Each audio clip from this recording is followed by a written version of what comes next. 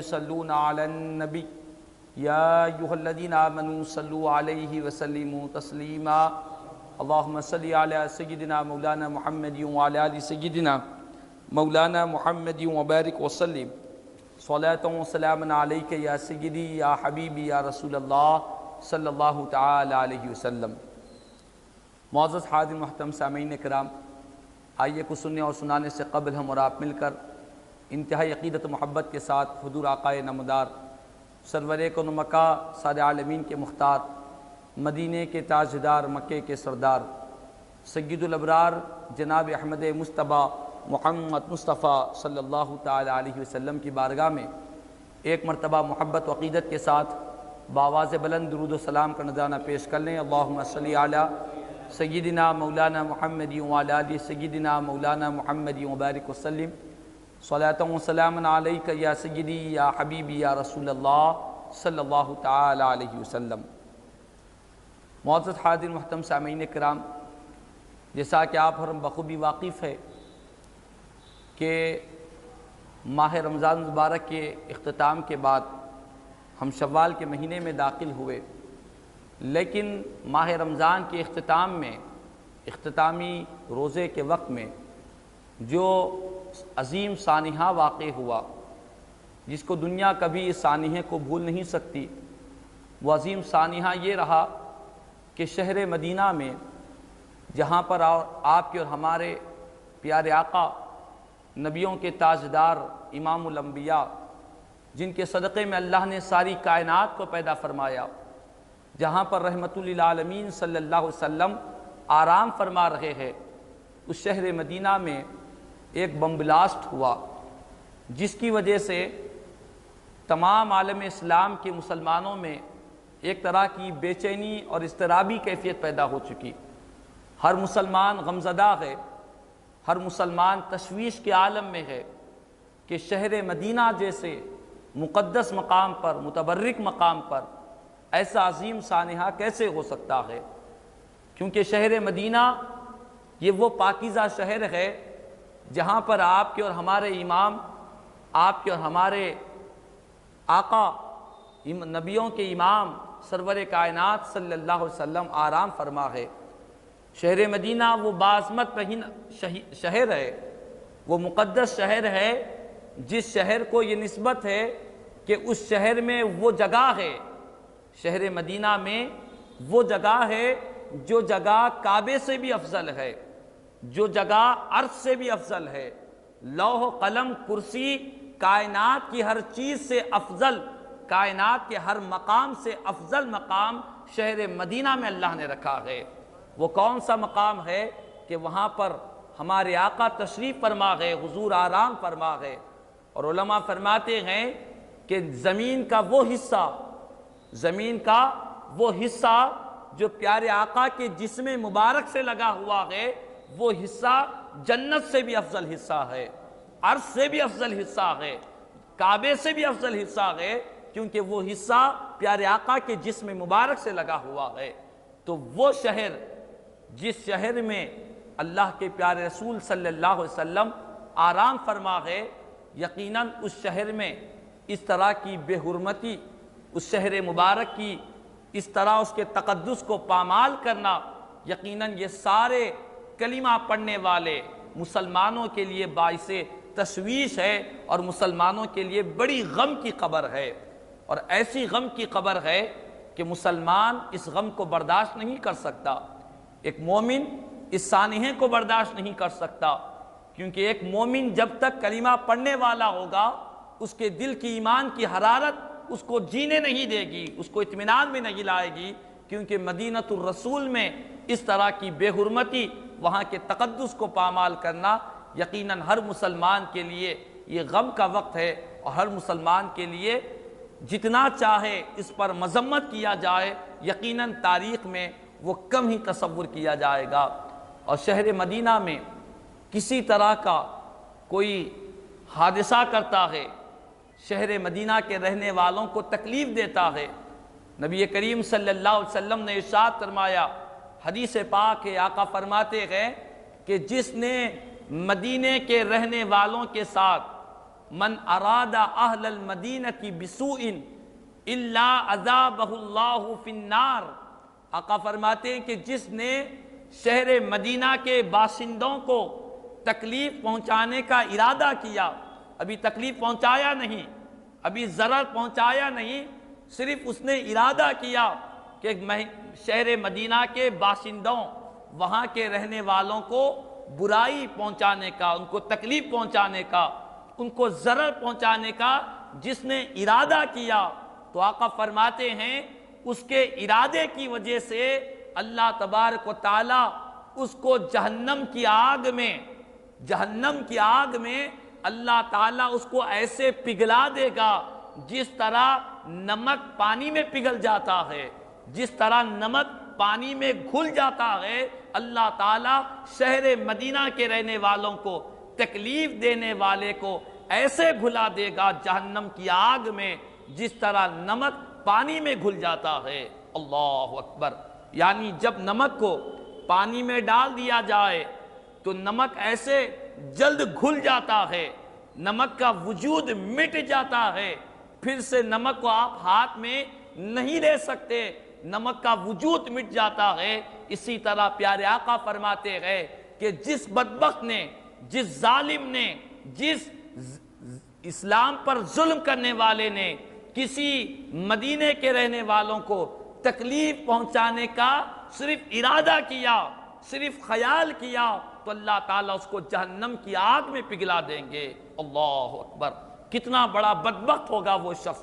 کتنا بڑا محروم ہوگا وہ شخص جس نے شہر مدینہ کے رہنے والوں کو تکلیف دینے کا ارادہ نہیں بلکہ حقیقت میں ان کو تکلیف پہنچائی ہے۔ شہر مدینہ کی پاکیزہ ہوا کو خراب کرنے کی جس نے ناپاک کوشش کی ہے، یقیناً وہ کتنا بڑا اللہ کے عذاب کا مستحق نہیں بنے گا، خدا کی کتنی لعنت نہیں برسے گی، اس کی زندگی اور اس کی آخرت کیسی تباہ و برباد رہی ہوگی جس نے شہر مدینہ کی پاکیزہ سرزمین پر جس نے اس طرح کی بے حرمتی کی، وہاں کے تقدس کو پامال کیا۔ یہاں تو پیارے آقا نے صرف ارادہ کرنے کے متعلق ارشاد فرمایا، اور ایک حدیث پاک میں پیارے آقا نے فرمایا کہ لوگوں، مدینہ پاک کے رہنے والے کو جس نے خوف میں مبتلا کر دیا، شہر مدینہ کے رہنے والوں کو خوف میں، دہشت میں ڈال دیا، پریشان کر ڈالا، تو آقا فرماتے ہیں اللہ تبارک و تعالی اس کو قیامت کے دن اپنا خوف عطا فرمائے گا، وہ قیامت کے دن دہشت زدہ ہوگا، قیامت کے دن وہ تکلیف دہ ہوگا جس نے مدینے والوں کو تکلیف پہنچائی ہے۔ تو ضرورت اسی بات کی ہے کہ شہر مدینہ یہ وہ پاکیزہ شہر ہے کہ مسلمانوں اور مومنوں کی ایمان کا مرکز ہے۔ جب بھی مومن مدینے کا نام اس کی زبان سے نکلتا ہے، شہر مدینہ کا نام جب اس کے کان میں سنتا ہے، اس کے دل میں محبتوں کے پھول اگنے لگتے ہیں، وہ احترام سے نگاہوں کو نیچی کر دیتا ہے۔ مدینہ وہ شہر ہے جس شہر میں گنبد خضرا موجود ہے، جس گنبد خضرا کا طواف اللہ کی ہوائیں، خوشبو ہوائیں جس گنبد خضرا کی طواف کرتی رہتی ہے، وہ شہر مدینہ ہے جہاں پر اللہ تبارک و تعالیٰ نے پیارے آقا کو آرام کی جگہ کے لیے پسند فرمایا ہے۔ اسی لیے نبی کریم صلی اللہ تعالیٰ علیہ وسلم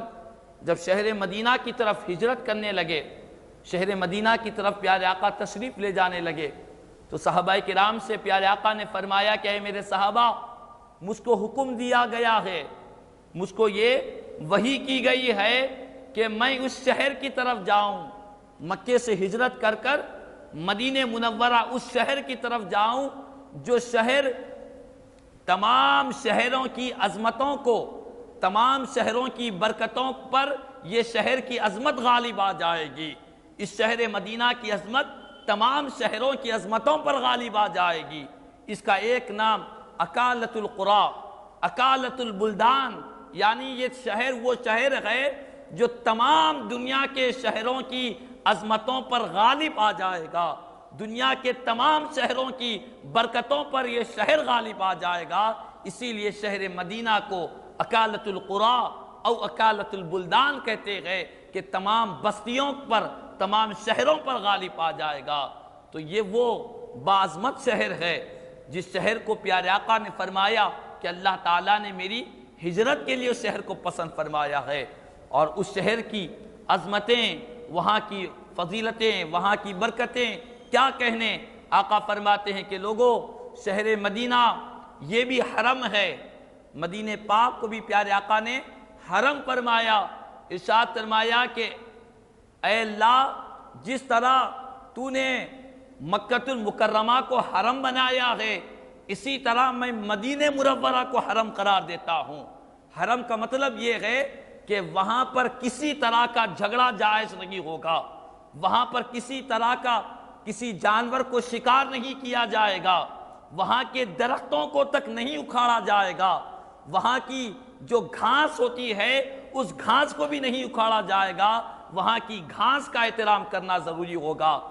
مدینہ پاک کے درختوں کا احترام کرنا ضروری ہوگا، حتیٰ کہ وہاں کے جانوروں کا بھی احترام کرنا ضروری ہوگا۔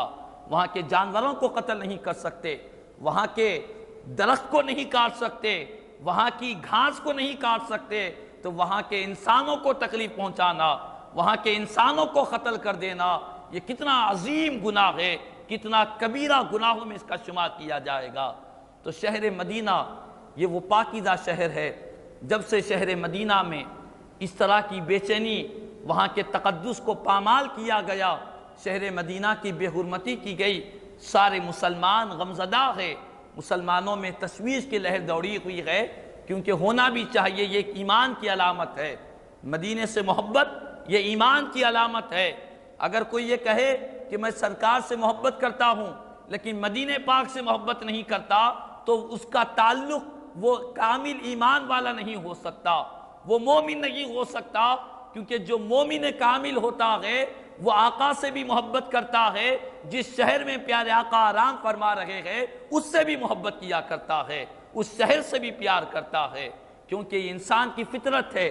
کہ جو جس کو چاہتا ہے، اپنے کسی محبوب کو پسند کرتا ہے، اس کی گلی سے بھی اسے محبت ہو جایا کرتی ہے، اس کی گلی سے بھی اس کو پیار ہو جاتا ہے۔ اور ہمارے پیارے آقا تو شہر مدینہ میں آرام فرما ہے، اور نبی کریم صلی اللہ علیہ وسلم نے اللہ کی بارگاہ میں دعا بھی فرمائی۔ بعض جو کم علم رکھتے ہیں، ناواقف لوگ ہیں، دین سے دور ہے، وہ یہ سمجھتے ہیں کہ شہر مدینہ کا اتنا تذکرہ، اتنا ذکر کیوں کریں، اتنی محبتوں کا اظہار کیوں کریں،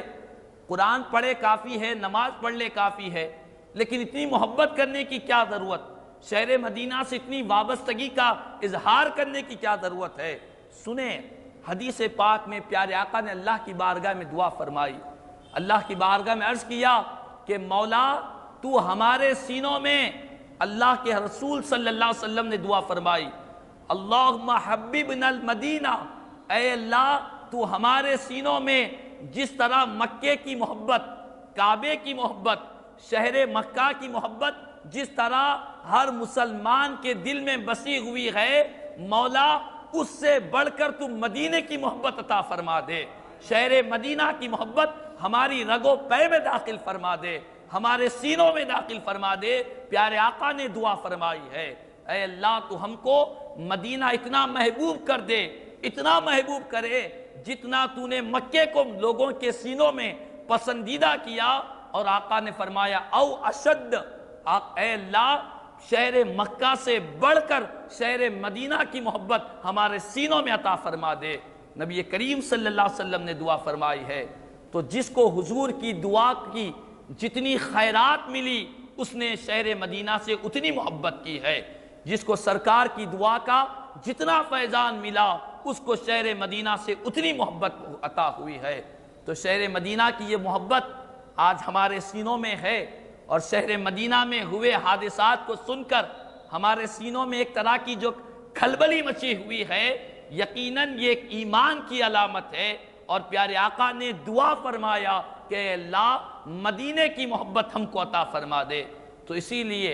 آج امت مسلمہ میں شہر مدینہ کی محبت پیدا ہو کر دنیا کے کونے کونے میں عالم اسلام کے مسلمان شہر مدینہ کی محبتوں کا اظہار کر رہے ہیں، اور جس بدبخت نے شہر مدینہ کے تقدس کو پامال کرنے کی ناپاک کوشش کی ہے، اس کے لیے ہر جگہ اس کی مذمت کی جا رہی ہے، کیونکہ پیارے آقا نے دعا فرمائی ہے اور شہر مدینہ سے بات محبت کی آئی تو خلیفہ دوم امیر المؤمنین حضرت سیدنا عمر فاروق رضی اللہ تعالیٰ عنہ خلیفہ دوم ہے، امیر المؤمنین ہے۔ پیارے آقا نے ارشاد فرمایا لو کان نبی بعدی لکان عمر، اگر میرے بعد کوئی نبی ہوتے تو پیارے آقا نے فرمایا وہ عمر ہوتے، یعنی حضرت عمر فاروق رضی اللہ تعالیٰ عنہ کے اندر وہ اوصاف حمیدہ موجود ہے، وہ کمالات موجود ہے، وہ اخلاق کا اعلیٰ پیمانہ موجود ہے کہ حضرت عمر فاروق رضی اللہ تعالیٰ عنہ کے متعلق آقا فرماتے کہ اگر میرے بعد نبوت کا سلسلہ جاری و ساری رہتا، حالانکہ میں ختم نبوت کا تاج بن کر آیا ہوں، دنیا میں کوئی نبی آنے والا نہیں، لیکن آقا فرماتے ہیں کہ اگر میرے بعد نبوت کا سلسلہ جاری ہوتا تو جو نبی کے اوصاف حمیدہ ہوتے ہیں ان اوصاف حمیدہ کا فیضان عمر فاروق کے اندر موجود ہے، وہ عمر فاروق میرے بعد نبی ہوتے اگر نبیوں کا سلسلہ جاری ہوتا۔ وہی عمر فاروق رضی اللہ تعالیٰ عنہ جن کی شان کو پیارے آقا نے بیان فرمایا، اللہ کی بارگاہ میں دعا کرتے، کیا دعا فرماتے؟ عرض کرتے اللہم ارزقنی شہادتاً فی سبیلک واجعل موتی فی بلد رسولک۔ عرض کرتے اللہ کی بارگاہ میں اے اللہ مجھ کو تیری راہ میں شہادت عطا فرما، میں جامع شہادت نوش کرنا چاہتا ہوں، اور میری موت تیرے رسول کے شہر میں عطا فرما دے، شہر مدینہ میں میری موت عطا فرما دے۔ یہ دعا امیر المومنین حضرت سیدنا عمر فاروق رضی اللہ تعالیٰ عنہ فرماتے۔ شہر مدینہ میں مرنے کی خواہش کو، شہر مدینہ میں اپنی زندگی کی آخری سانس لینے کی خواہش حضرت عمر فاروق رضی اللہ تعالیٰ عنہ کے اندر موجود تھی۔ تو معلوم یہ ہوا کہ مدینہ وہ مقدس شہر ہے، وہ عظمتوں والا شہر ہے۔ اللہ نے مدینے کو عظمتوں کی وہ مسندیں عطا فرمائی ہے کہ جس مسند پر سوار ہونے کے لیے حضرت عمر فاروق رضی اللہ تعالیٰ عنہ دعا کر رہے ہیں کہ مولا مجھ کو تیری راہ میں شہادت عطا فرما اور میری موت کو تیرے محبوب کے شہر میں عطا فرما دے، میں اسی کے در پر اسی کی گلی میں اپنی موت کو چاہتا ہوں۔ اتنی محبت حضرت عمر فاروق رضی اللہ تعالیٰ عنہ فرماتے۔ اور شہر مدینہ کی محبت کا یہ عالم، ہر کوئی شہر مدینہ سے محبت کرتا، ہر کوئی شہر مدینہ سے پیار کرتا، اور اکابرین کی تو زندگی بھری پڑی ہے کہ وہ شہر مدینہ سے کتنی محبت کیا کرتے، کتنا پیار کرتے، دعائیں کرتے خاص مولا مرے تو تیرے محبوب کے در پر مر جائے، یہ ان کی خاص دعائیں ہوا کرتی۔ مدینے کی زندگی، مدینے کی موت کے لیے دعائیں فرماتے، کیونکہ مدینہ شہر اتنا پاکیزہ شہر ہے۔ روایات میں آتا ہے حضرت امام مالک رحمۃ اللہ تعالیٰ علیہ، حضرت امام مالک رحمۃ اللہ تعالیٰ علیہ چاروں ائمہ میں سے، ائمہ اربعہ جن کی ہم اقتداء کرتے ہیں، پیروی کرتے ہیں کسی نہ کسی امام کی، ائمہ اربعہ میں سے ایک امام حضرت امام مالک رحمۃ اللہ تعالیٰ علیہ، آپ کو مدینہ شہر سے اتنی محبت تھی، اتنا پیار تھا کہ آپ ہمیشہ کے لیے شہر مدینہ ہی میں رہتے، مدینے میں کی گلیوں ہی میں زندگی گزارا کرتے۔ حج کا جب وقت آتا تو آپ نے اپنی ساری زندگی میں آپ نے ایک مرتبہ حج ادا فرمایا۔ لوگوں نے پوچھا کیا بات ہے، آپ تو مدینے کے رہنے والے، کعبہ تو آپ کے بالکل پاس میں لگتا ہے، قریب ہی میں تو ہے، لوگ ساتوں سمندر کا سفر کر کر حج کی فضیلت کو، اس کی عظمت کو پانے کے لیے لوگ حج پر حج کرنا چاہتے ہیں، لیکن آپ تو مدینے میں ہیں، چند گھنٹوں کا سفر ہے، آپ حج بار بار کر سکتے ہیں، لیکن آپ نے زندگی میں ایک مرتبہ حج کیا، کیا بات ہے؟ قربان جائے حضرت امام مالک رحمۃ اللہ تعالیٰ علیہ نے جواب دیا کہ لوگوں مجھے معلوم ہے حج کی فضیلت کیا ہے، حج کی عظمت کیا ہے۔ جو بندہ حج مقبول کرتا ہے اللہ تعالیٰ اس کو ایسے لوٹاتا ہے جیسا وہ اپنی ماں کی گود سے جنم لیا ہو، ایسے گناہوں سے پاک و صاف ہوتا ہے۔ لیکن بات یہ ہے ایک فرض جو لازم تھا وہ میں نے ادا کر دیا، لیکن نفل حج اس لیے نہیں کرتا کہ نفل حج کے لیے میں جاؤں گا تو مجھے شہر مدینہ چھوڑنا پڑے گا، شہر مدینہ کو خیرباد کر کر مجھے حج کرنا پڑے گا، اور مجھے خوف ہوتا ہے کہ مدینہ شہر کو چھوڑنے کے بعد حج کے دوران میں کہیں میرا انتقال ہو جائے اور میرا انتقال مدینے میں نہ ہو، اسی فکر سے میں حج کو نہیں جاتا ہوں۔ اللہ اکبر، کتنا پیار، کتنی محبت کیا کرتے شہر مدینہ سے، حج کی فضیلت، اس کی عظمت کو جانتے، لیکن فرماتے ہیں جو فرض تھا وہ تو ادا کر چکا ہوں، لیکن شہر مدینہ کی محبت جسم میں اتنی مضبوطی سے، اتنی محبت سے راسخ ہو چکی ہے، مدینہ چھوڑنے کو دل نہیں چاہتا ہے۔ مدینہ شہر کی عظمتوں کو، وہاں کی آب و ہوا کو چھوڑنا دل نہیں چاہتا۔ اسی لیے ایک مرتبہ میں نے حج کیا اور چاہتا ہوں کہ مدینے میں زندہ رہوں، مدینے ہی میں میری موت آ جائے۔ اور اسی طرح حضرت امام مالک رحمۃ اللہ تعالیٰ علیہ کے متعلق یہ بھی آتا کہ آپ بہت کم کھانا کھاتے، بہت کم پانی پیتے، معمولی غذا کھاتے۔ لوگوں نے پوچھا کہ کیا بات ہے؟ فرماتے وجہ یہ ہے کم کھانے کی، کم پینے کی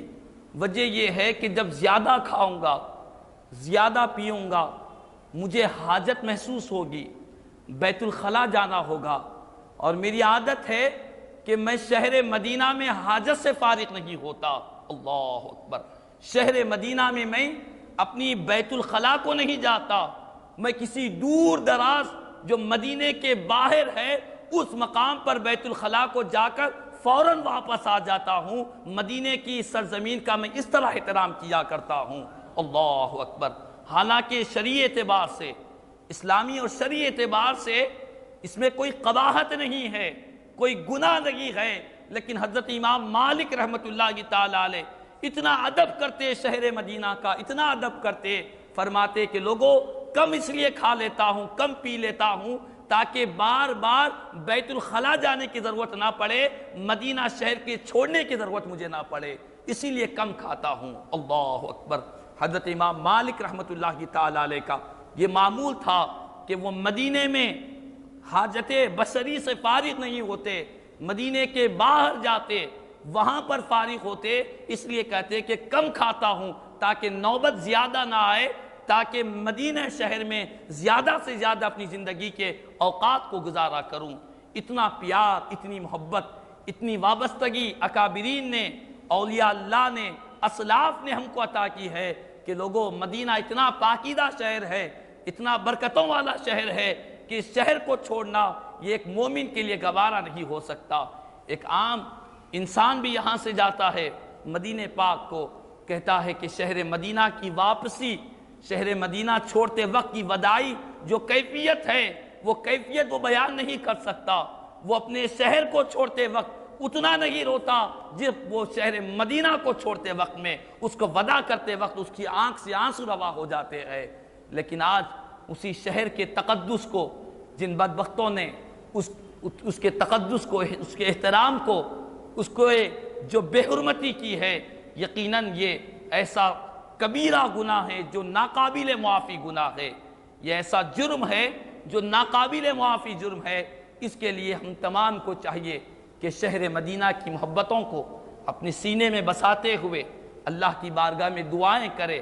اللہ کی بارگاہ میں رجوع ہو جائے کہ مولا شہر مدینہ وہ مقدس شہر ہے جس پر ہمارے سینکڑوں آبا و اجداد قربان ہے۔ شہر مدینہ وہ شہر ہے کہ جہاں پر ادب سے ہوائیں بھی ادب سے چلا کرتی ہے۔ شہر مدینہ وہ شہر ہے جہاں پر گنبد خضراء کے طواف ہزاروں خوشبوئیں جس کا طواف کرتی ہے۔ شہر مدینہ بڑی برکتوں والا شہر ہے۔ اللہ تبارک و تعالیٰ سے دعا ہے اللہ تبارک و تعالیٰ ہم تمام کو شہر مدینہ کی صدقہ عطا فرما دے، مدینے میں زندگی، مدینے میں موت عطا فرما دے۔ مولا تبارک و تعالیٰ جن ظالموں اور بدبختوں نے شہر مدینہ کے تقدس کو ناپاک کرنے کی کوشش کی، مولا ان کو نیست و نابود فرما دے۔ مولا تبارک و تعالیٰ اپنے فضل و کرم سے اپنے محبوب کے در کی حفاظت فرما دے۔ مولا تبارک و تعالیٰ ہمیں بھی شہر مدینہ کی سچی محبت، وابستگی، غلامی نصیب فرما دے۔ کہنے سننے سے زیادہ ہم تمام کو عمل کی توفیق عطا فرمائے۔ آمین ثم آمین، واخر دعوانا الحمدللہ رب العالمین۔